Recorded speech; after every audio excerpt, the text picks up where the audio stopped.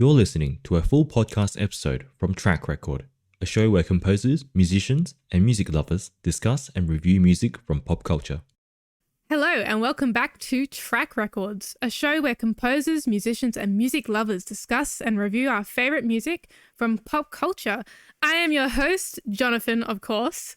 No, that's a joke. I just wanted to commit. Sorry, I'm your host, Hanae, and I'm joined by my lovely co-host, Jonathon. Hanae, I'm Hanae. Okay, you can be Hanae and I'll be Jonathon. That's tonight, right. or today, whatever time you're listening to this, we're discussing the movie Coraline. So I was picked to be host for this episode, and I thought long and hard for 20 minutes of what movie that I wanted to talk to with my dear friend Hanae. Yes, that is I, Hanae. I thought I want to get Hanae out of her comfort zone. I can't do this. Yes. This is going to be too hard. No, okay, yeah. I'm sorry. I can't do it. Okay. I thought long and hard of a movie that you might enjoy, but you hadn't seen. And I thought, you know what? I don't think you would have seen Coraline yet because I personally don't think it's a movie you would have just picked just to watch for fun. No. It's not something you're like scrolling through Netflix and you're like, oh, you know what? That looks great. It is icky. It's too icky. So the technical term. I personally didn't watch this movie as a child, even though it came out pretty early. It was a 2009 American stop motion animated. It's quite a while ago. Yeah, so I was 9 years old. You were 10, depending on 10. What month. We'll go 10. Yeah, actually, true. Yeah, Around, I would have been around 10. There's absolutely no way in any universe I would have been watching this as a 10-year-old. Oh, and nor me as a 9-year-old. It's absolutely terrifying. And even so, because you know this, our listeners might know this, I had a fear. I probably still have a fear, mostly of marionettes, of puppets. But of puppets.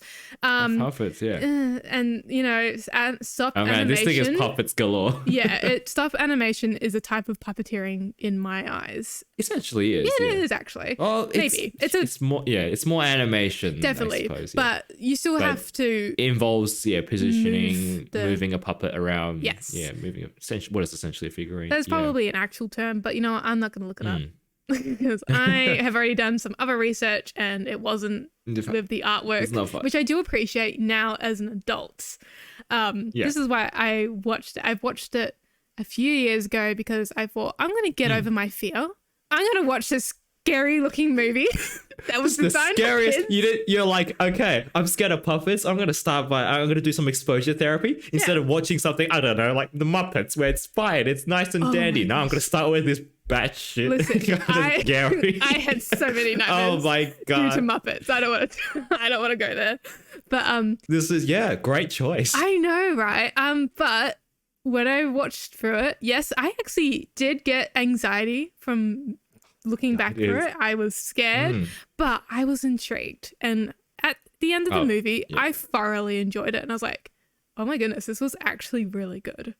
I think this introduced my love, or actually my deep appreciation now for stop animation. Because as a child, I didn't like it. But as an adult, I think it's fascinating because it's such hard work dedicated for years to make one movie. And I'm like, one movie, rock. Like something crazy like a whole month's work for like 4 seconds or something. I know, like, that blows it's something my mind. Absolutely insane. Very intense dedication. This film holds up incredibly well. It's like, how many years later is it now? Like 14 years later. Don't say 20. It looks crazy. It's so good. And the cinematography that they pull off as well with stop motion. The fact that it means they have to stop motion move their camera everywhere. And it's just, there's so many things I'll get through. I made I made a note, a list of notes that from while I was watching the film, and I do want to get through these things because there's quite a lot going on. I think we have a lot to talk about anyway, and I think it will be very similar as well. But there might not be. So before we jump into that, I might just give a quick overview on Coraline. So it's an animated dark fantasy horror film. Fun. None of us like horror, and we just watched one. This was written and directed by Henry Selick, who's very famous for his stop animation work. But this movie was based on the book titled Coraline, which was written by Neil Gaiman. Yeah, Neil Gaiman, yeah. Audience, go look up the book title and just look at the photo. It's probably more cursed than the movie, is what Jonathan and I have discovered 5 minutes before starting It's very scary. It's terrifying. It's very scary. That is a fuel that nightmares are born from. It's worse than the other mother, somehow. And it's Coraline. Okay. So, if you don't know the movie, this is a quick plot overview. So Coraline is our main protagonist. So she is an 11-year-old girl, and she has, the start of the movie is where her family moves to a kind of a weird old house. The Pink Palace? No. Yeah, I think it is called the Pink Palace. Actually, sorry, very, very quickly. Do you know where they moved to? Where does it set? Because they're from, Michigan. So the characters are from the family is from Michigan, but they moved to Ashland. Is it just some other part in of Southern America? Oregon. Yes. Okay. So Coraline, she's moved to an old house. She feels bored and neglected, as young kids normally do, by their parents. She finds a hidden door with a bricked up passage. And what does any child want to do? Open it up. Because it would be so awesome to find like a secret passage in a house. And before I watched this movie, I always wanted one. Now I don't. No. If I move to a house and I see a little locked up spooky door, ass I'm locked moving door. out. I am not buying the house. I'm burning the house down. Yeah, and I'm fleeing the state. Yes, I'm never going to stay more than 2 minutes in that house, because it depends on how far away it is from the door. My god, yes, true. During the night, she crosses through the passage and finds a parallel world where everyone has buttons instead of eyes, with caring parents and all her dreams coming true. Cool, and that's all you really know. Well, that's all you really need to know. She finds out that these parents are, they pay attention to her. They give her actual good food, which is kind of a weird thing, because in her other world that they just don't go and get actual groceries. Like, just they ate something really gross looking. I don't know what it was. They do at the very end. They do at the very end. But when Coraline is feeling abandoned and distraught and just let down by her parents, she thinks everything's wrong with the world, which is very understandable for a young kid who has had their life just uprooted. And I want to talk about this living situation. How weird is it that they live in a house, but there's a neighbor that stays in the attic? In the attic? And there's two that are in the basement. Like, the lady and then they just live in the big house in the they just live in the main house. So I don't understand how that works. This surely is breaking some renting laws. Oh, it has to be. And there has to be something. Very. Maybe that's not why to mention the creepy ass demon door. So. The demon door's like the least of my concern when I saw the house situation. But so anyway, I thought that was a great way to sum up the movie. So the composer is Bruno Collet, born on the 13th of January in 1954 in Paris. He started learning music on violin and piano, and was originally going to be a composer of contemporary classical music. However, he altered course and moved towards film music. So some of the movies he's done, and I'm so excited because one of my favorite scores, he's done Wolf Walkers. And oh my gosh, it's an amazing score. Have I watched the movie? No. Wait, you've listened to the music? I've listened to the music on repeat. I've got to watch the movie. Wolf Walkers, yeah. It looks amazing. I've seen this, I just haven't. I haven't watched the film, but I've seen the poster for this. Yeah. Going around. I actually have 99% on Rotten Tomatoes. It looks amazing. We've got to watch it. Let's do a review on this next in the future. Because I think you would love it. I love the music, and it's something I would love to talk to you about. He's also done The Chorus, which is actually a film I have watched in my French class. It's gorgeous. So lovely. And the latest one that has come out on Netflix, also directed by yours truly, Henry Selick, is Wendell and Wild. So that's another stop animation movie, actually. And I have some things to talk about it, but not this episode, because we are focusing on Coraline. Coraline. Yes. Okay. We have a lot to talk about. We have a lot to talk about. I have a very... Yes. Go. Oh, yeah. I know. I just wanted to very quickly mention, as of the recording of this, I've literally just finished watching the film not 40 minutes ago. And I have a very important question that I have to start this off. How on earth did you watch a movie during work? I didn't. You said you did. You said you started it during work. Yes. Oh no, during the lunch break. Oh, I had an hour. Yeah, I had a half an hour lunch break. Oh, and, okay. No, it was about 40-minute lunch breaks. And I ate lunch while watching the film. So I started watching it, and then I had to go. Yeah, no, it's just unfortunately I didn't get time to start the film, watching this film before the recording of this, and I was keen to talk about it today. I didn't want to like push it back further because we had already pushed it back another week. Anyway, it's just some behind the scenes stuff for the recording. No, the point is I've now watched the film. This is true. And I'm here and I'm ready to talk about it. You're so prepared. My gosh, do I have thoughts about this? So, yes. The only reason I asked is because I think the way I read it was you said I watched half of it during work, and I could picture you with your phone in your hand and be like, yes, play that tune this time, child. I was like, really, Jonathan? No. Okay. No, that's definitely not what happened. Okay. Can you imagine that? That'd be insane. Okay. That's what I thought. I was like, Jonathan's not that person. What? I mean, I'm not either, but I was very confused and concerned. Okay. So overall, what did you think of the movie? Yeah. So without getting into too many details, because I'm sure you'll have some questions where I can go into a bit more details, but overall, fantastic. It's a fantastic film. I'm so sort of like, I'm very glad I was forced to watch this because like you said earlier, I wouldn't have watched this under normal circumstances, but because I was like, you were like, watch this for the show. I was like, okay, I gotta watch it so I can review the music, right? And I'm so glad I finally watched it. I've always kind of wanted to, but it was always, too far. It's too icky. It's too icky. I was always just like, no. I look at the poster. I look at I look at the film poster. Yeah. Like not even the book. I saw the film poster. I was like, nope, absolutely not. Oh yeah, very understandable. I've heard about this film over the years. Like, and how could I not? It's it's done by Leica. I've seen other films by Leica, and they do fantastic work. But this was just too scary.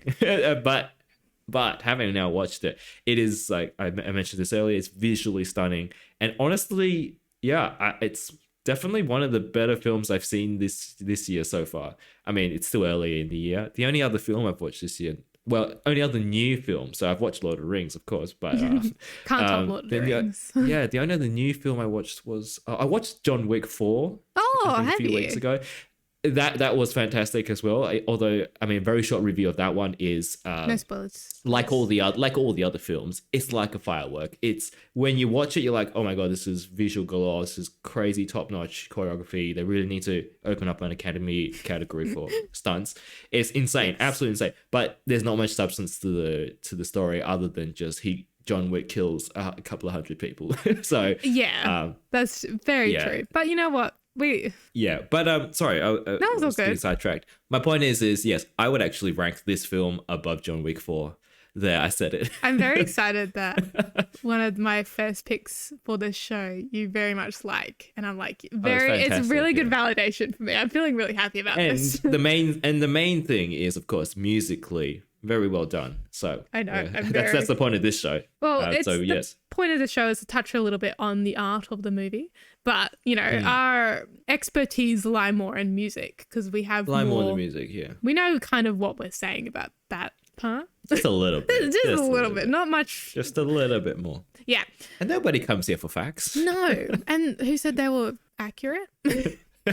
I never claimed no. Okay.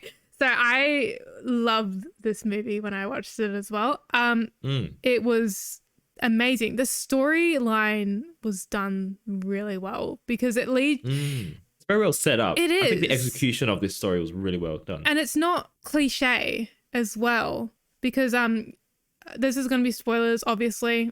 Don't really need to have a spoiler warning. If you haven't seen Coraline, like some of us, just go watch it. Go watch it. Just rent it. It's like $6. Just go rent it. It used to be on Netflix. Okay. I'm actually annoyed they took it off, but that's fine. I had to rent it. Yeah. So with like Coraline being introduced to Wybie, and then when she goes to the other world, seeing all the characters with the eyes, icky. Yes, I can't do it.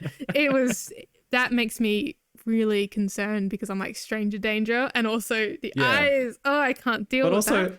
But also, Coraline's entire she reacts, but barely. She's like, she's not fine even with it. sort of like, yeah, she's mostly like, oh, that's a bit weird. She's Yeah. like, these people treat me so much better than my real parents. Like, it's such a good example never mind the of button eyes. a child who is not like kind of overreacting a little bit, which is so fair. You can. And yeah, but like from Wybie to Talking Cat to Ghost Children to the beginning of this movie, where do you actually realize that how the doll was made, the other mother was making them because of her needle fingers? At the very, very opening montage. Yeah, it's the old, it was the doll of the last victim being transformed into Coraline. It's disgusting.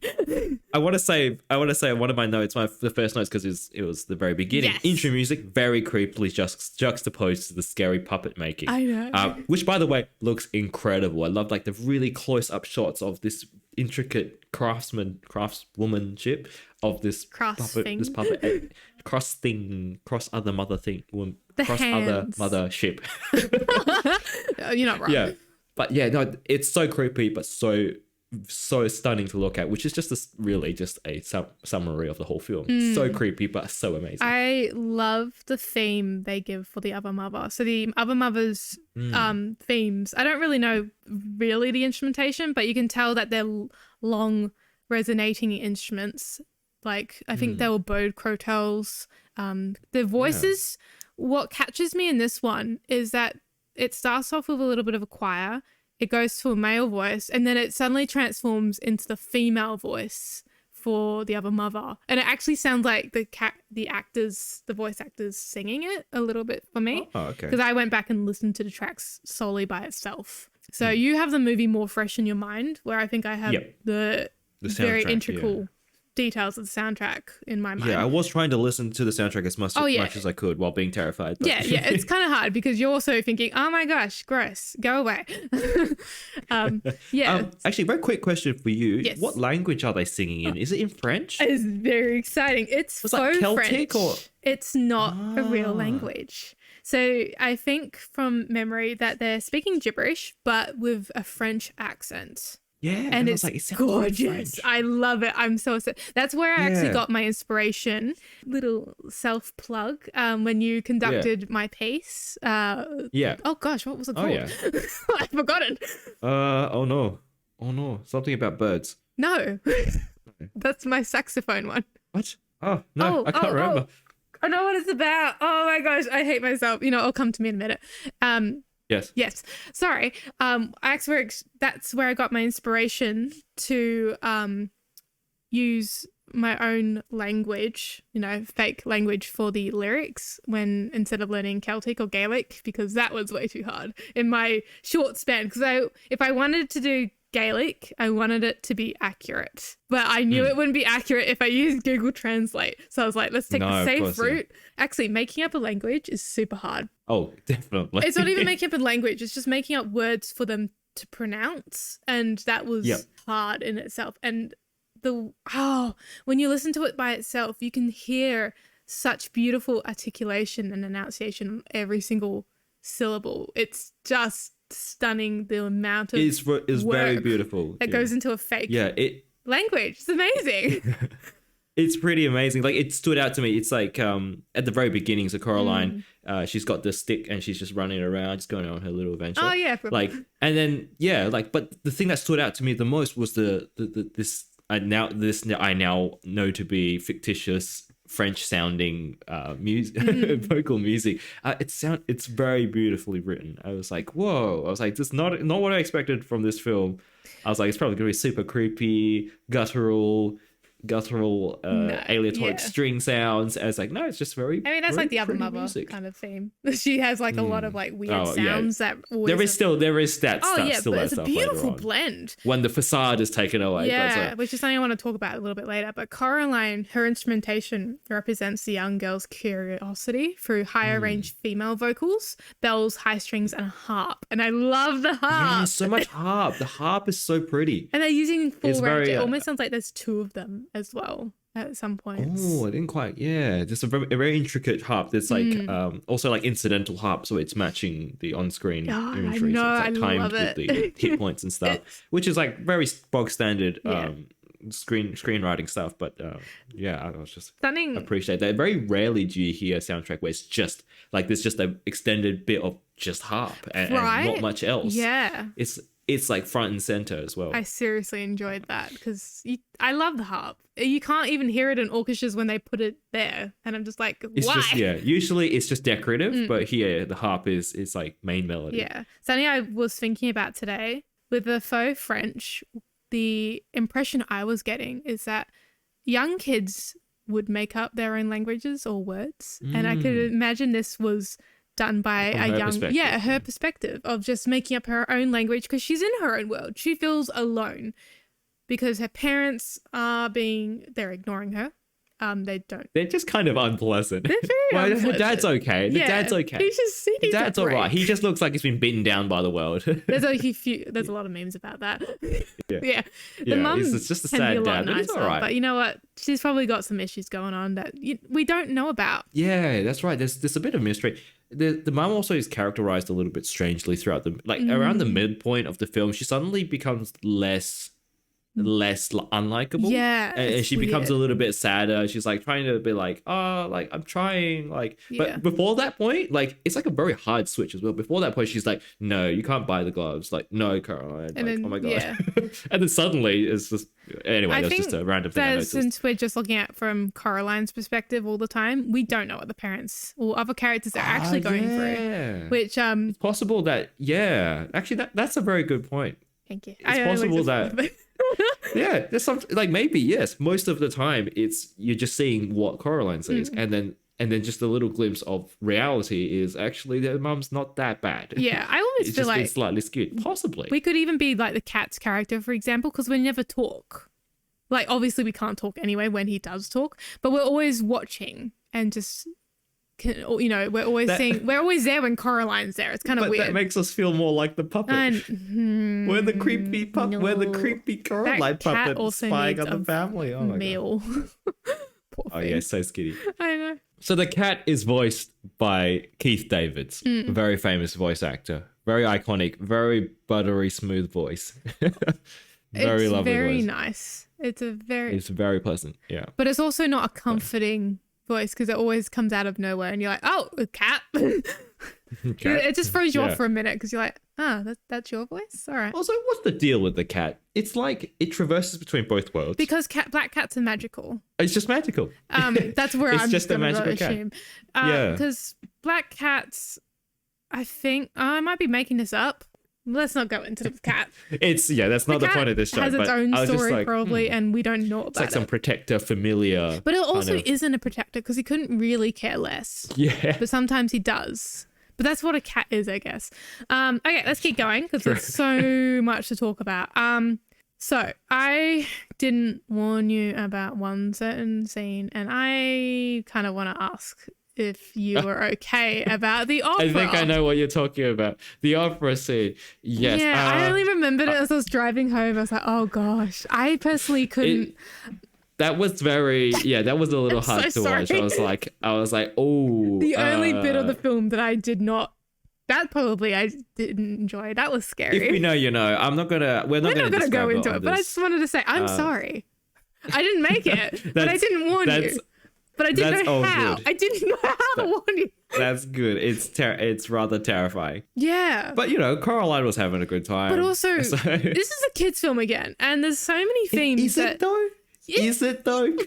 Because I'm like, I don't think this was marketed at kids. Coraline, this thing is terrifying. Film. I don't think it was for kids. It's rated PG. But then again, and it says it's recommended for appropriate for kids 10 and older. I think it is. I don't think that should be a 15. It's possible that certain elements would go over their head. I think it's more scary as an adult because you can sort of read into you can sort of see where things are going, or you can sort of like, I don't know, a slightly older audience is able to extract additional meaning from certain visuals. Okay. As a kid, I think maybe things would go over your head. You'd just be like, definitely don't. The big action stuff. I don't know. I don't know. I think I would have still had nightmares due to that one scene. It's just a little bit like, that's a little too much. To me, it's very random and off-putting. And even listening to the song by itself, I was like, This song, yeah, it was a bit. I don't want to talk about it, honestly, because I don't think you're comfortable with it. I'm not highly comfortable with it. No, let's just move on from that. Yeah. Let's just move on. I just wanted to make sure you're okay. And you kind of are. Scarred, yes. But aren't we all? But we will. Yes. Yeah, so... But there's a lot of strange things that Coraline seemingly just glosses over. Like the fact that she just gets a doll of her and like her reaction is not instantly burn it. Yeah. She's like, and like it's wifey's dressed like, yeah, exactly I found this doll. I just found this old doll of you. in his house. In his garage. And she's not like, this is not, no, she goes like, it's a bit weird. And why do you like... No girl, burn it. Burn it. Like this...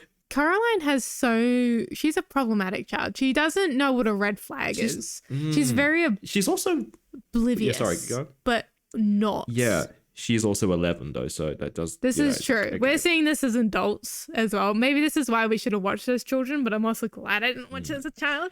So yeah, no, it's a bit. I would scared for that. But like watching this as an adult, but Coraline is also kind of unpleasant. Like as a she's horrible.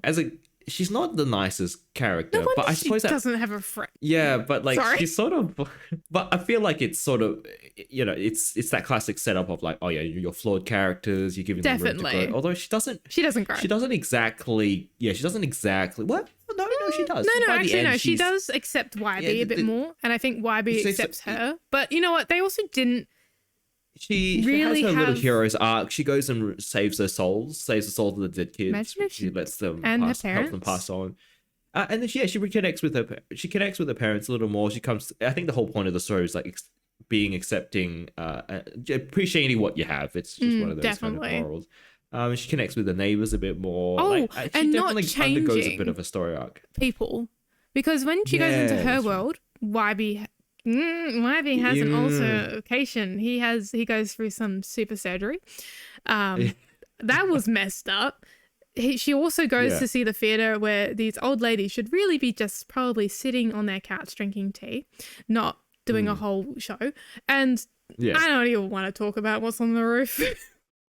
The Russian circus guy. He's funny. He's fun, but also his mice are just actually psychic. Like, no, not psychic, but the mice are like he just communicates with the mice, and they just never explain how he's doing that. And Nothing's like the mice are full on the mice are like proper evidence of like he just fully is connected. No, he's not even connected. He is one with the mice. He's one with the mice, but the mice are like aware of this like demon world. They are. Of this, the animals do like, seem to be, except for the dogs. The dog bat things. Yeah, the dog. The random dog things. What was the deal? What was the deal with the dogs? It was like they had. I don't think there was any extra meaning behind. They were the pets of the two ladies. So, I know, but there was no additional meaning beyond that. They were alive. They were just a bunch of dogs. Yeah. But in her world, in the reality, they're all dead. Yeah. It's just also that's like, gross. No, it's not gross. But they do it themselves, so maybe it is. Yeah. I don't know how legit their taxidermy skills are, but also it's just kind of gross. Yeah. Can they? There's so many things in this that's so much wrong. So brilliantly gross. Yeah. So okay. Kind of unpleasant. The dad song. Making up a song. Well, which one? Caroline. There's only one. Oh, that one. Sorry. Oh, the one where he plays the piano. What did you think? Oh, that was a very creepy choreography. But yes, the song itself, it's very interesting. Yes. So as a composer, I'm looking at that and I'm trying to figure out, did they write the song after the animation was done or before? Because a rather interesting thing is, I'm looking at the way I have a suspicion that it's animated. It was written. The song was written after the animation. Often, and sort of like in a film scoring kind of way. Often is the case. You would think, write music after the movie has been shot, right? That's usually how things go. But from what I understand, like anything that's like almost like a music video, so any song like Disney, Disney animated, they actually write the music first, and then they design the the set piece around the song. This one seemed more like the other way around, and the reason I think that is because I think when they were animating it, it's very easy to animate someone playing piano in air quotations by having them just hit the keys, right? Having the hands go up and down and hit the keys. So I think as a way to match that, the piano part is like it's very heavy, very thick chords going like smashing the piano. It's still creating harmony. It still has a chord progression, but it's very cleverly timed with the animation to match this sort of really harsh hitting. Obviously, from an analytical point of view, you could be like, oh yeah, it's just chaos, right? It's played by this creepy spider machine thing. Of course, it can't play it properly. But there's it's just a bit of my composer brain is looking at that and trying to figure out what came first, the egg or the chicken. And it's just either way, it's kind of interesting because if it was just scored, if they based it on the music, it means the music was written with this conceit in mind with like, okay, so it's going to be this piano is being played by this spider machine that can't actually play it properly, so I gotta write it weird. Or they looked at the animation and they were like, you know what, I need to make this match somehow, and this is what I'm going to do it. Either way, executed brilliantly. It was a very creepy scene, and it was great. I really liked it. Did you love how upbeat it was, though? It was. It was actually such a random It's kind of fun song. It's kind of a fun song. But I really hate how these characters turn around. They really lean into the camera, and that. Yeah, I hate that. Oh, the first person POV of the button-eyed people. Especially when the dad does it. He's just like, hello. And I'm like, oh gosh, you have long body and it's right in my face. It's pretty and they scary. all do it. And it's, yes. I hate if that's how they interact with children. They're just always like that. As a teacher now, I am going to make sure I never do that to small children and lean right into their face and be like, hello, do you like my eye? Oh gosh, sorry. But it was such a random scene, and seeing him turn around made me feel gross because of his eyes, and because that, he's not normal as well. He's not not Coraline's dad. He's also looks more alive than the other one. He looks he's wearing more color. He's actually sitting up straighter. He's holding himself better. It's supposed to be that. Yeah, it's supposed to be that idealized version. I know, which I feel bad. Though, that the dad is so worn out. I'm like, you just need an actual holiday, and the mum needs to go maybe to therapy, and Coraline needs to go to school. Because I don't know what she's doing at home. I'm joking. But the song itself with the lyrics, I never actually got one part of the lyrics when he said, making up a song about Coraline. She's a peach, she's a pal, she's a doll of mine. When he said pal of mine, I thought he was saying power line, and I was so confused for like. She's a power line. I was like, she's that. Do you know that? Do you know in Super Mario Odyssey when you throw Cappy on the power lines and you become a bolt of electricity? The song makes more sense now. Okay, thank you, Jonathan. There you go. You cleared it up. Solved. Thank you. There you go. Yeah, you pass. You pass the test. I've done it. That's it. That's right. So what did you think of when we are introduced to the other mother? When she turns around, what was your first thought besides ick? Well, I mean, that's a very famous shot. I think I've somehow just seen it over the years. Okay. I've seen it before. So I knew about the button eyes going in, but it's definitely still creepy. Holy. Yeah. So did you know about the process of that to stay in that world? She had to sew them in? Vaguely. Maybe. Okay. I still don't understand why. They never really understand. She needs to steal their eyes because that's where their soul is. So she wants to keep their soul and devour it. I guess. Yeah. Maybe. Yeah. I don't know. I'm guessing a little bit. I have tried to research. Also, white buttons. There has to be some kind of meaning. I'm sure there's some sort of meaning behind that I don't need to explain. Maybe it's just kind of scary. White buttons for eyes. Neil Gaiman's just thinking how do I make this scary? To be fair though, it is pretty. It's just spooky. Just generally spooky. Spooky. Why would you want voodoo doll nonsense? Oh, it is voodoo doll though. A little bit. There you go, yes. Okay. I mean, anything associated with that's generally quite scary. So I suppose I mean, if that's as far as it goes, that the meaning behind the button eyes, I mean, that's fine. It doesn't need to be super in depth. The point is that the film is trying to be scary. And it's, I think it's done that quite successfully. Yeah, I'm trying to research into the eyes. Someone says the eyes are the windows to the soul. So once she has your eyes, she has your soul. So that was what I was trying to say earlier. Okay, yeah. Which is, it makes sense because when you're talking to people, you look into their eyes, you make eye contact because you're connecting to them. And she's like, I want to connect a little bit more and for a little bit longer. So sit down. I'm really good at sewing. I mean, she is though. She what fascinates me in that first I love the first scene. I know I just jumped back to it, but I am so fascinated with her hands. And how on earth does she has needle hands and she picks up a needle and she threads it. And that just blows my mind because one, how is she holding it? And two, why don't you just use your finger and go, wah, wah, you know, like a sewing machine. Sorry, that's right. Too many questions. But I find it also fascinating that in the first doll, she uses fluff, but when she turns it into Coraline, she uses sawdust. Yeah. I'm fascinated with all these Is there any significance changes. I don't know.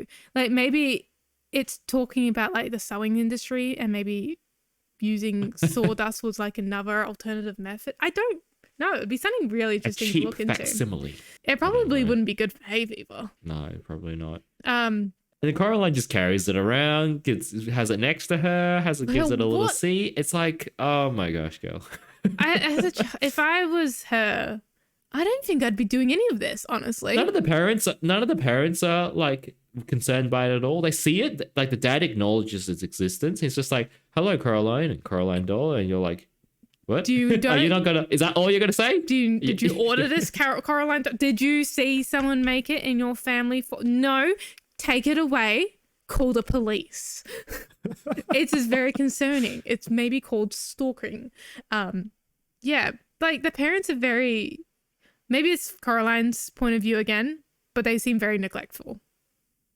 Yeah, I think they're obviously sort of like tied up in their job, but they're also, as parents, they're not great. Like the mum is not great. No, like, the dad really needs a break. Honestly, that's all I can say about the dad. He needs a break. He has not slept in what looks like months. The mum, she needs. She looks fine, but she kind of needs to like obviously. I mean, that's sort of. The whole thing is just like the priorities are not.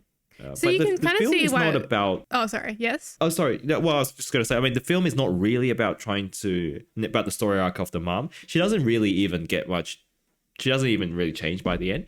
But it's I feel like it's interesting. I think it's an interesting bit of world building to imply that like there are other problems outside of the one that we're following, but they don't get solved, and maybe maybe it doesn't matter because that's not the point of the story. Also, I find it really concerning that they make this child go meet these random adults without parental supervision.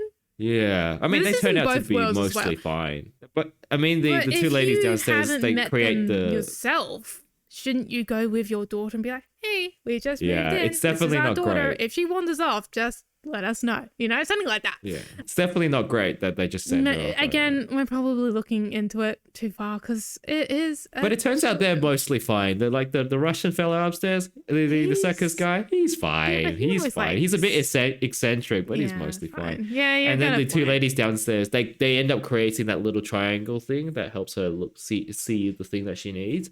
Oh yeah. I mean, I don't know how that works. I don't know either. They both turn out to be fine in the end. Yeah. Both parties. It's a bit strange. But, it's a weird combination. Okay, weird. Let's keep going for the movie. So let's carry on. The music varies from vocal singing pho-French to jazz. Which moment or track stood out most to you in the movie? So the jazz bit happens in the garden. In the garden. Yeah. Isn't that so random? That was also, but I mean, first off, the garden scene was very cool. Visually, absolutely stunning. I was like, and it's like achieved through stop motion as well. I'm like, this is insane. Like this, how long would that have taken? It looks crazy. I don't know. But also the jazz elements. Yeah, I couldn't quite place what it was. I was like, is this jazz? Is this jazz? But it is, right? According to Jonathan, yes, this is a review by Jonathan Broxton. I think he was the one who said it was jazz. But he goes into a lot about each scene, like each score which is very exciting. I could send this to you. I won't go through all of it because this is just some nice light reading for you to like just to look into, because it's so fascinating. And it doesn't really appear anywhere else. No. Not that I could tell. I couldn't tell definitely either. stands out. It's very much the garden theme, and it's almost Alice in Wonderland vibe with the colors and the giant bugs. Psychedelic, but the jazz and then the trumpets coming. I think there was a few trumpets blowing when the flowers bloom. And at one point, I don't know if it was in that track or something before or after, I'm pretty sure I heard a sitar or something like Eastern Asian, and I can't quite place what it was. But I'm not entirely sure myself. It only appears there. Yeah. It's really there. I love it. It's really quite bizarre. Yeah. It's really quite weird. It's just like, it's very different from the rest of the score as well. And it doesn't come back. Just one track. Yeah, it just doesn't. Yeah, it's just uniquely tied to the garden. I love it. But yeah, it's a very random interlude of the other mother's not doing anything evil yet, and Coraline hasn't gotten a clue that it's the bad world. She's really in a state of trance, which I think that's maybe why it's all jazz-like, because jazz is quite freeing. And that's right. I don't know, I mean, there is a lot of rules to jazz that I don't know because I'm a classical trained musician, and I do wish I knew jazz. That's all I can say. That's all. No, same here. Honestly, same problem. I know, we need to study a little bit of jazz, so because this comes up. Yeah, we really do. Every now and then, and I can identify it as jazz. Is this jazz? That's all we can say. It's just like, is this jazz? No, but like literally, it's just it was curious hearing that. I was like trying to figure out what it was, like what the conversation was artistically, like from the director, like what's he thinking here, like. Why was this the direction that he's given the composer, or was this a choice of the composer, and he was like, this is what I've decided to do for this scene, slides it forward, he's like, here we go. What do you think? And like, so I don't know. I haven't looked into this again. I literally watched this. I watched this like 45 minutes ago. So. Yeah, we'll have to do maybe like in the future, maybe like revisiting and what we've learnt from some of these things. But no, this is more of a movie review though. More of a movie music, not a lot of music, but well, something I'd like to say about the music is that when the other mother starts reviewing. Oh gosh, that's revealing. There we go. Yeah. When the other mother, that's just such a bad sentence, starts revealing her true colors. Notably all the colors. Coraline is starting to accept this new world as her own. Coraline's theme actually starts being augmented, and all the notes are starting to ring like and hold on like the other mother's theme. So they're having high pitched ringing crotales that are being bowed, and like vibraphones being, they're letting them ring out, and it slows it down. You can just hear Coraline's original theme, but she's losing it. And I caught that today, and I was like, oh my gosh, mind blowing, amazing. And that's when she's accepting this world as her new reality, and the other mother is winning. Very good find. Thank you. I'm so proud of myself. I'm such a I feel like a composer today. It's great. So, very good. Yeah. Were you surprised that there were other victims? By the way, I think it may have also had that spoiled. Oh darn it! But I think it. But it makes sense though. I think there are hints of it early on. I mean, obviously there's the doll at the very beginning. Okay, maybe I was just I had to watch this a few times. Yeah, YB mentioning that, like, oh, my grandmother's like had a sister that disappeared. Sometimes, like, he has that whole. That's like part of his whole open like spiel. Like, well, not even spiel. Like the first few things he says. Is that sort of little backstory. What else? There were other hints. Like, obviously, it's an old house. Who else lived here? Okay, why obviously, this door is already been bricked up? I'm like this. Yeah, someone's died in this house for sure. Obviously, I was a little bit too naive when I watched this. I think I had to watch this a few times before I finally clicked to all the like hidden meanings. And saying hidden because I didn't click to them, unfortunately. And so I rewatched it. But in getting to rewatch it, I feel like I was exposed to more things I missed because I was getting distracted by other things in the movie because there's so much to look at. When you mentioned YB, I forgot to even talk about him because honestly, he's a character I forget about a lot in this movie. Yeah, well, like, what is his... Yeah, I'm not entirely sure. Like, I kept waiting for the shoe to drop and like he's actually like a spy. I thought he was gonna do something really like I don't know. I thought he was gonna follow her into the other world for some reason. Yeah, I thought he was just he didn't have much. He didn't have much beyond progressing the story. I mean, his like, name he was legit a plot is device. YB Born. That's YB in the film. There's a story there, right? There's this whole story there. Like, what's the deal? Like, who are his parents? Why is he named that? Like, what? They never go into that. I want to know more about YB's story because he's more interesting. He's definitely got a story. He's got a story, but because he's only he's what, you know, for lack of a better word, he's just an accessory to Caroline's story. He just ends up being a plot device. Like I don't understand his other self, why he was involved. Yeah. Like, why was he actually involved? Why was he stalking her from the start? Not stalking her. He was just being a kid wandering around the neighborhood, having, just I think playing he around. legit did New want a kid comes friend. to the neighborhood. Yeah, new kid comes to the neighborhood. He just wants to hang out. But I wouldn't hang out with Coraline. She's kind of mean. It's just kind of nasty. But yeah, like why was he here in this story other than to move it along? Like, he was just completely passive. Also, he had no motivation. He had no stake in the plot at all. Yeah, except for his grandmother. Yeah, I mean, just mentioning that and bringing it wasn't even like he was trying to solve that. He had the doll, and that must have meant that why couldn't the other mother put the doll in the Pink Palace? Because that's obviously where the other kids got their dolls from. And does that mean that the grandmother is the other mother? That's why I thought like maybe he was like an agent for the other mother. He gave it to her because that's how he, that's why he gave it to her. I mean, he didn't help. So that he could, So I maybe it was a cut storyline. Like maybe initially, that's what it was. It goes more into detail in the book. Maybe I should read the book. I don't want to have that cover. I don't want it. But something about his themes are really weird too. His are very mechanically electronic. It makes sense though, because he spent his introduction and his big hero moment. He's on that little bicycle, but he doesn't come back. It's got like some motor attached to it. I know, and like the weird. How does he see in that helmet? Honestly, with the one. Yeah, it's got a little telescope. It's fine. To it it's like the Clone Wars. They'll just miss whatever. But he has such a unique and interesting theme because he is a unique character. But like you said, he doesn't help. I was like, see a chiropractor, my guy. Why is he standing like that the whole time? I know. His neck, the way it just turned, I was like, are you part owl? Maybe that's his real story because the way his head almost rolls off his body is more concerning. But that's what it kept making me think, that he was somehow like from the other world and he was wearing a human skin suit or something, like, because he was so like gangly and like unnatural, like just very just kind of wrong. I'm really interested to find out about YB now. This is frustrating me.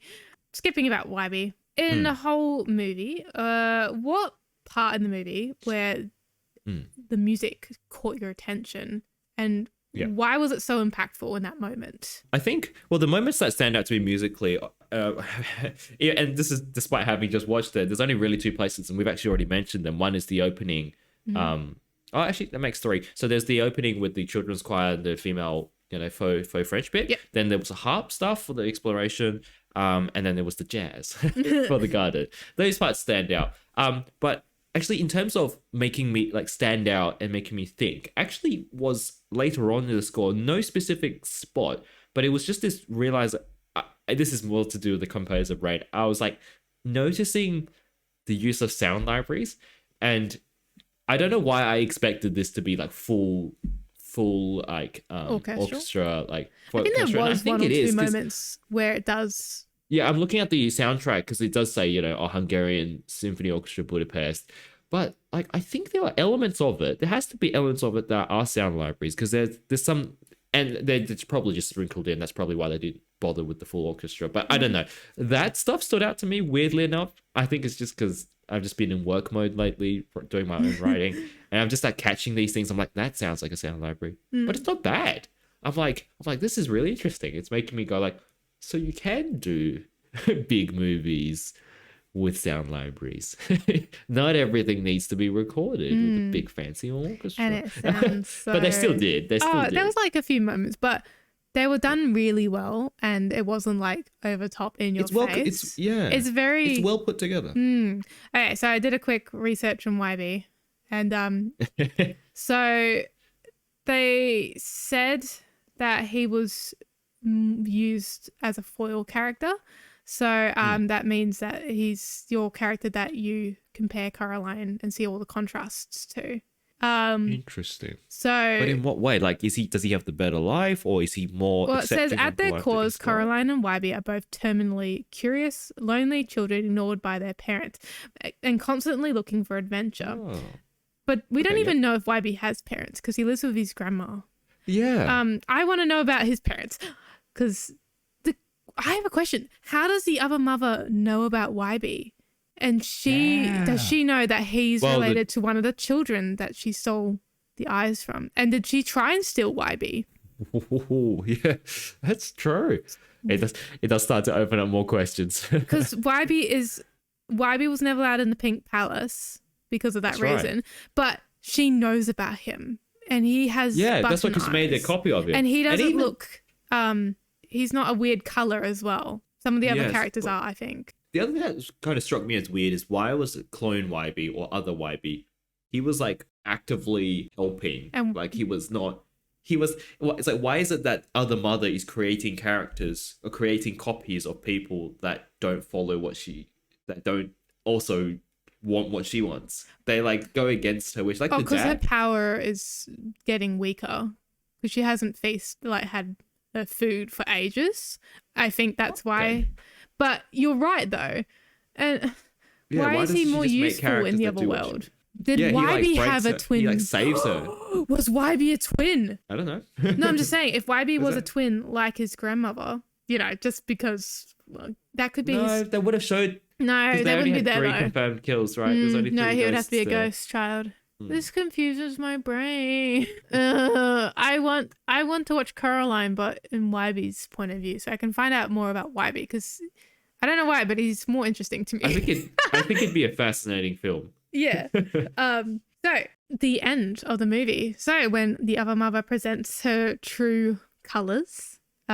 Being obsessed with bugs. That's a really random thing about her that I find. Yeah, the furniture with bugs. Well, her whole thing is like she's very spider-like, and she's got the whole room falls away to become webs, and so you got insects caught in her web and all that kind of metaphor. That's a really good point. Right? That's very good. Respect. What did you think when that transformation of her growing tall and skinny? That was, for me... I mean, she has 3 stages, right? She's got stage 1, which is just creepy normal mother. And then she becomes a tall and thin, and then she becomes full spider monster mode. And the voice change. I was like, no, absolutely not. They really use height to terrify the audience, which I... Yeah, they did like super low camera angle and very close up. I was like, this must have been very. Imagine the animators having to look at that for like 9 hours a day, just like this scary ass model. Hey, Ava, Mama, how you going? What's up? Do you want some chocolate? And then turn around and look back and it's moved. And you're like, we're like, get back there right now. GTFO. That or they're like, oh, you ruined my shot. But I also, what I love about, I'll get back into music in a minute. I love in this movie that she gets trapped with the ghost children. She escapes. She goes back to her home and she realizes her parents are gone. I never saw that coming when I first watched the movie. I thought that was really like gross. I thought the film, because the thought of trying to get back to safety of your own home. There we go. She rushes to her parents because they're her safe people. They're gone, and the world is so cold and there's this poor kid, no parents, and she's gonna go back into that little hell tunnel. Yeah. Like, That's like a very real hero moment. And also when she like makes the pillows into her parents and just like has a little cry herself to sleep. I was like, oh my God, this is so sad. But that little added to the story really shows it adds a lot, yeah. The growth of Coraline showing her caring side a little bit more, because she realized my parents did look after me well. I wasn't going to be tortured. You know, they weren't going to eat me. They were good parents. Sort of. So, I mean, kind of. I mean, then they weren't perfect. That was the whole point of the other side. Yeah. The other side is so. And she realizes that. And I love exploiting that sense of she has to go back now so she can return back to her normal reality. And honestly, I mean, it is ultimately still a little bit selfish, like her motivation to do things is but like she is still going back to save her parents. Like obviously it's not she's like, well, I escaped, that's it. Yeah. So I want to talk about my favorite parts of the movie with the music is definitely first scene, and the other two is exploration and dreaming. So that's where which one is that? Exploration is when she's going throughout the house with her creepy little doll. Harp bit, that little harp bit. I think the dreaming is, I think it's when she's going waking up to the mice in her house and she follows them back into the tunnel. Yes. Speaking of which, that was the mice in the circus bit was like a full-on imagery. I was like, this is so weird. But the music is also weird because it's like matching the squeaking parts. I feel like it's like a squeaking jumping music. That's what basically, yeah. And the mice, Jonathan, I don't know why they kind of look cute by themselves, but when they're all coordinated like that, I hate that. It's a bit, it's like, gross. And then when they're dressed up as the ringmaster, that's even worse. Yeah, I'm like, ew. That whole thing was kind of it was just like a little gross. I don't know which was worse, the addict or the dogs. All those dogs. I was worried that they were gonna like snap their head and look at Coraline. The vampire, the vampire bat dog things. I'm Batman. I'm Batman. Oh, like so weird. I'm trying to find. So the soundtrack notably is actually out of order. It doesn't seem to be in the It is out of order. Organized I don't like that it's order, out of order. It starts with end credits. That's a bit strange. No, the end credits is... It's at the top for some reason. Yeah. Oh, the one I'm looking at. So this is on iTunes. For some reason, it's and Apple Music. It's on number one, track number one. Then track two is Dreaming. Through all of them. Every single all the albums have that as the beginning, and I kind of don't like it. That's so weird. Speaking of which, the credits music was nice. I have one note at the end which says credit music, very nice. I liked it. It was good. Yeah, it is. There's one that's called Installation. That's gorgeous. I don't know where that is in the movie. What is the installation? Let's have a listen. Let's have a quick listen to it. Is this when they're moving in? I don't know. Maybe. It might be from a cutscene though. Installation. Like I know where pretty much all the other songs are, but that one just froze me because are they installing something? I remember part of it sounds familiar. Maybe it's the part where she's getting... No, that's supper. Yeah. No, it might be the part where they're introducing the eyes to her. Maybe. Because installing the new eye. Could be. Yeah, so some of these titles, it's really just that one. And Coraline fly. When does she... I don't think she flies, does she? Coraline fly. Oh, is that when she's on the bug? Oh, that might be it. Yeah, no, I got it. Yeah, I forgot the cricket or whatever it is it flies. Also, very pretty track. I'm just listening to it. It's very short. It's so lovely, isn't it? I'm like thinking, when did she fly? And I can just imagine Coraline just floating up into nothing. I was very confused. Actually, speaking of nothing, do you know when the world starts to dissolve into white? Yes. That's obviously like some CGI effect, but like I'm like, how do they? Part of it has to be part animation because like you can see like the world slowly peeling away, and then it becomes white, and it's like I'm like, whoa, this is some crazy visuals. I'm like, how are they doing this? They show it off really well. Yeah, it's done really nicely. But that's just what it reminded me of just now. Hey, was there any bits of music or scenes that I've missed so far that you really wanted to talk about? No, I think that's mainly it. Did I cover it all for you? Yeah, no, I'm looking through my list of notes and basically everything I tried to go in order. I mean my notes were in order, so it works out nicely. Yeah, that's basically it. Yeah, I mentioned my OST bit, the sound library stuff, piano playing sequence. Yeah, the bad mom. A thing about the animation was I thought the lip sync animation was done extremely well. When the dad first starts speaking, I was like kind of shocked. I was like, this is wildly accurate. Also, the voice acting is great. It's very like organic, feels very natural. Yes, It doesn't feel like they're putting on a voice. It doesn't feel like it doesn't actually feel like they're acting. It just feels like, yeah, it's just a regular guy just talking.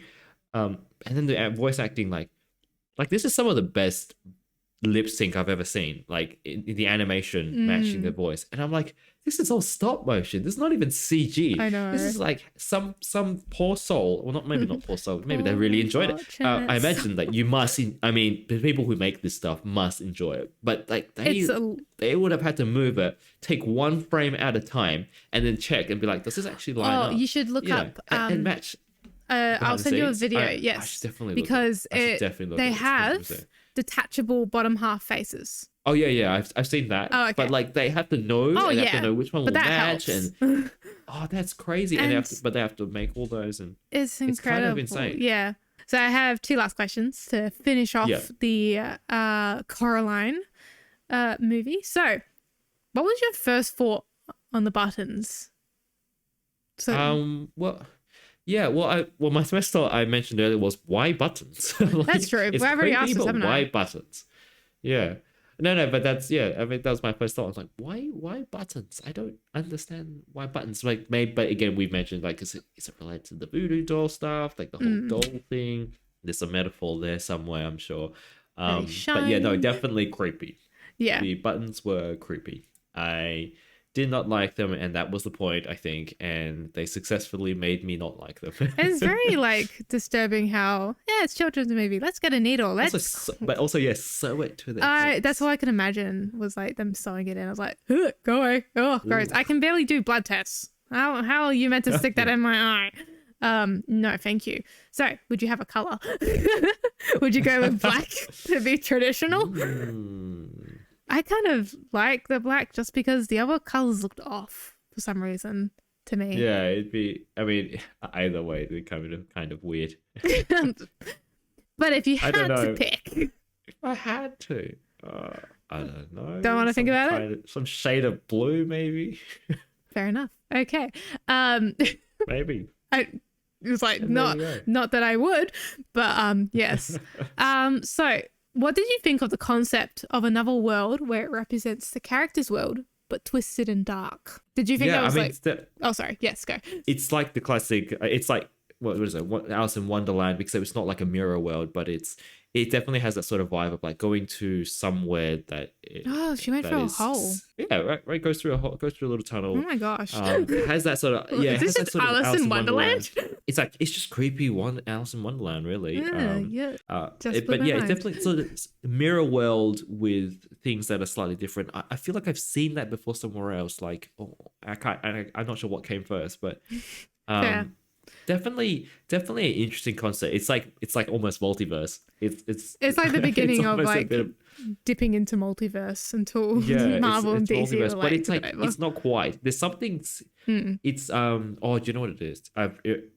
The Flash TV show, the CW one. There's a season which is all about the mirrorverse, like mirror universe, and it's like the other universe, but like everything's a bit twisted and everything's kind of wrong, and everyone's like mirror copies, and there's something scarier about mirror versus multi, because multiverse seems to be like, it's just someone else. It's not a twisted reality. It's literally just a different reality. Whereas the mirror one is always like a pale imitation. There's something wrong. That's the difference.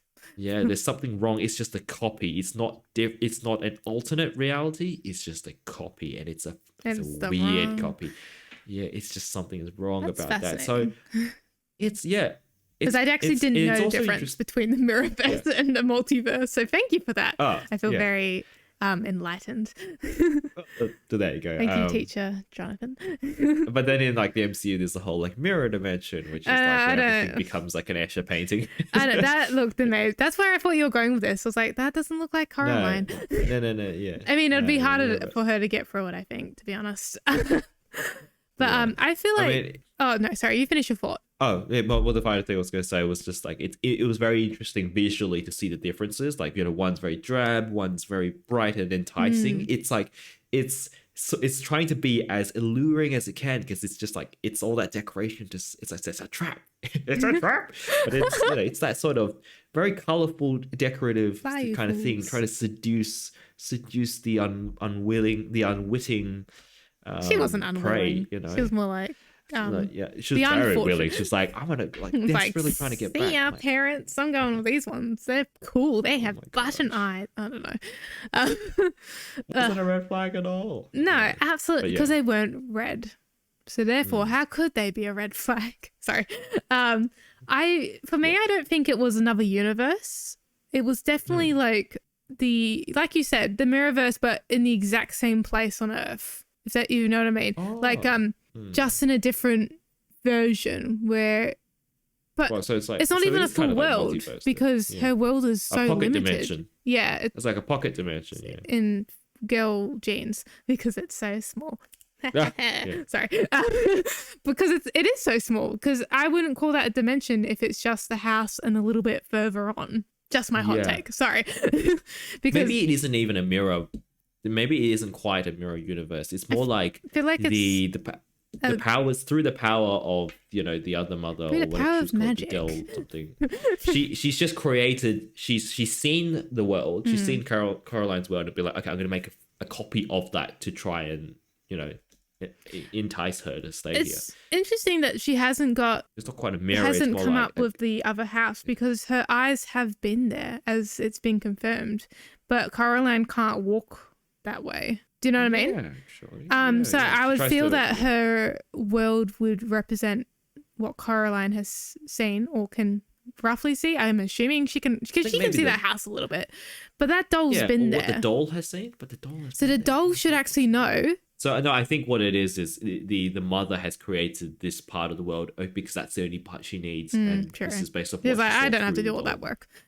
Yeah, so like maybe she's like she's through the doll. She's like, okay, I only need this bit. I just need the house. Yeah. So I'm just gonna create that bit. Yeah. So yeah, so it's like a copy that she's created, and it's not exactly like a mirror. It's really, really good concept of a story, and yeah. Anyway, maybe something for another day. Yes, I think so. So. Thank you for watching Coraline. I'm so glad you enjoyed it. Thank you for getting me to watch it. I definitely would not have watched it otherwise, and I'm very glad I have finally watched Coraline. I can talk to Aaron about it because I'm pretty sure he's recommended I watch this as well. Yeah, talk to Aaron after. We should talk to Aaron actually about it. Thank you, Bruno Coulet, for writing probably the best, amazing soundtrack that Coraline could be. Yeah, for this horror film. It's just gorgeous. I love it. It's not very pretty horror music. It is. I don't think you can say that very often about horror music. Is Coraline a horror film? Is that I want to say it's a horror film. What? Let's see what Wikipedia. Can you confirm this for me, Jonathan? Animated dark fantasy horror film. Yeah, I did reference Wikipedia. Don't tell my supervisors, Jonathan. But yes. I'm so glad you got to experience this weird, wonderful movie with me. Sorry about that one scene. Didn't know how to warn you. That's all right. That's fine. Yeah. Tune in next week or for the next episode. Jonathan, lovely co-host, will be host. Yeah. Next time. He will be host. So, I will be Hanae. Yeah, you'll be Hanae. I'll be Jonathan this time. Find out in the next episode because I don't know what we're going to pick. It's up to Jonathan. It's a surprise. I don't know what I'm going to pick either. Yeah, so I'm looking forward for everyone involved. Watching or looking at something new or something that we watched originally in the past. Yes, maybe. But yes, thank you, Jonathan, for this lovely conversation about Coraline. Yes, and thank you. Thank you, listeners, for listening. You can find us, I think. Can they find us anywhere, Jonathan? So as of the recording of this, we have an email. Oh, good. We have track record podcast at gmail.com. We have a YouTube, We have right? our Spotify. We've got a YouTube. That's right. Just at track record. Yeah. We've got on YouTube. If you type in, although because we're quite new, I think if you type in track record, you might not actually be able to find us. But I'm sure if you're listening to this episode, you found us. I think you found us. I think it's easier on Spotify, but it is on Spotify. Yeah. Yeah. Well done for finding us. We are well the done for finding treasure us. It's at a the bit end hard of the to rainbow. find. Yes. Thank you for that plug, because I honestly didn't actually know what social media we did have. So tune I in. don't know if we but stay tuned for that. Yeah, we might actually we'll work it out as well. So thank you so much for listening. Thank you, Jonathan, for a lovely episode, and we'll see you all next time. Bye. Bye.